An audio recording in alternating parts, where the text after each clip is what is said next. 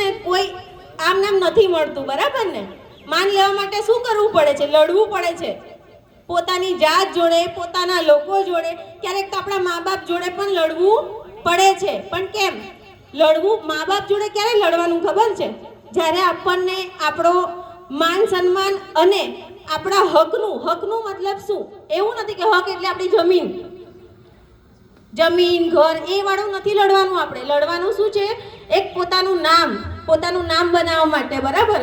અને મારું માનવું એવું છે, અને હું આ વસ્તુ ફોલો કરું છું કે મારી ઓળખાણ હું મારી જાતે બનાવું, ના કે હું મારા મમ્મી કાં તો મારા પપ્પા કે મારા પરિવારથી ના ઓળખાવું.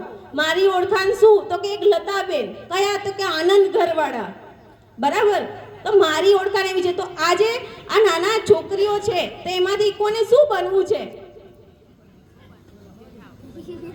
તમે ઈચ્છો છો કે આવું મારા જેવું કોઈ કામ કરે?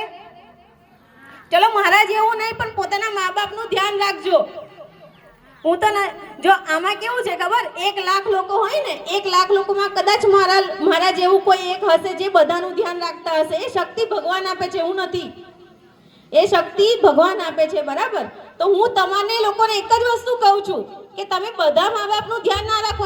એના માટે તો અમારા જેવા 2-3 લોકો તો હશે જ, પણ તમે તમારા મા બાપનું ધ્યાન રાખો તો કદાચ આગળ જતા અમારે એ વસ્તુ ના કરવી પડે, હે ને? અને આપણી ભારતીય સંસ્કૃતિ અત્યારે જળવાતી નથી, બરાબર? એટલે કે જે સંસ્કારો આપણે આપણા છોકરાઓને મળતા નથી, હે ને?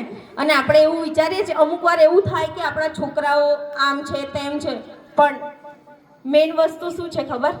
કે આપણે જ ક્યારેક આપણા છોકરાઓને પૂરતું માર્ગદર્શન નથી આપતા, હે ને? અત્યારે એવું છે કે નાના છોકરાઓ હોય અને નાના છોકરાઓ રડતા હોય, લે બેટા ફોન લઈ લે,